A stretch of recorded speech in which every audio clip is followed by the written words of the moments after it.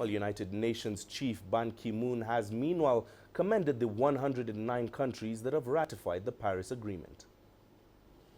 No country, however resourceful or powerful, is immune from the impacts of climate change. That is why we have seen overwhelming support for the Paris Agreement. It entered into force with breathtaking record and speed. Countries realize it is in their own national interest to take action now. Right now, for more on that story, I can now go live to Marrakesh, where CCTV's Peninah Karibe now joins us. Peninah, what more can you tell us about the arrivals of heads of state in Marrakesh and what they've been saying so far? Well, Mahia, pretty good representation here in Marrakesh. COP officials saying that roughly 80 heads of state and government are either in town or expected in the coming days. Now, the day got off to a late start. We were expecting an official statement on the outcomes of today's discussion at 3 p.m. local time. That's 1500 GMT, but that didn't happen.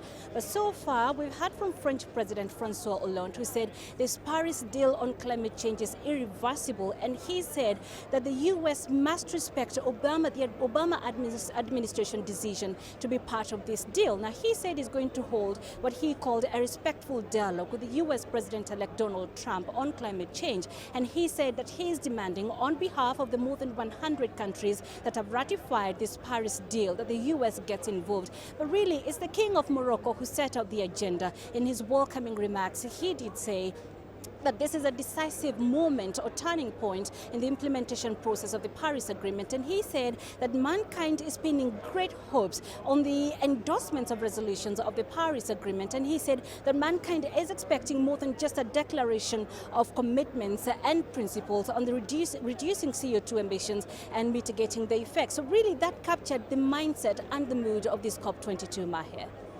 Now, Peninah, of course, plenty of world leaders there attending, but we do know that a good number of heads of state from the world's most powerful nations are also not attending the summit. What do you think the significance of that is?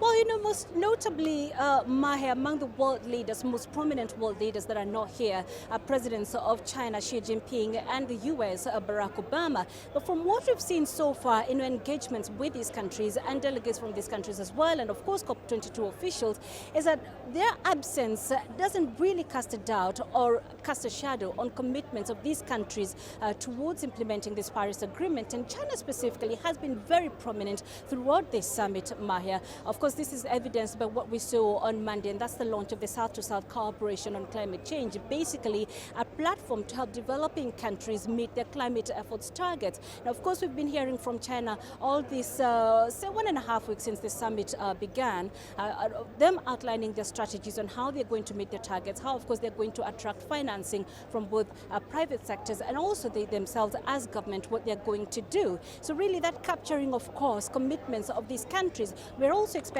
to hear from the U.S. Secretary of State John Kerry on Wednesday. He will be having a press briefing, and most of course expect him to outlay fears that most delegates here have been voicing about the U.S. commitment to this Paris deal. Maher. And finally, Peninah, just talk us through tomorrow, Wednesday's rather, program for the world leaders there in Marrakesh. Well, one of the most prominent items on the agenda is a meeting. The African heads of state have been invited by the King of Morocco to a private session that is going to happen outside of this venue, and they're calling it the African Action Summit. Basically, African heads coming together to have one agenda as a continent. And what we understand is that they'll be pushing for concrete actions and commitments, because one of the things that African leaders have been voicing as the top concern is that of financing. How do we get developed countries to commit what they pledge to give when we talk about achieving the goals of this Paris deal? So that is one of the most prominent items on the agenda tomorrow. But of course, like I mentioned, we will hear from the U.S. Secretary of State John Kerry, him also talking about the U.S. moving forward. What is it that delegates here and indeed the rest of the world can expect? And also we shall be hearing from the Chinese head of delegation here. Like I mentioned, they've been very, very prominent, and they've been saying that China is ready to take a leadership role to ensure that the goals of this Paris Agreement can be turned into action. So again, we shall be hearing from that. So those are the three prominent items on the agenda. But of course, from that, Mahia, we do expect, of course, lots of side events and discussions taking place here from all the other leaders and delegates that are gathered here, Mahia. Right, Peninah, thank you very much for that update. CCTV's Peninah Karibe joining us live from Marrakesh, Morocco, on the sidelines of the COP22 Climate Change Summit.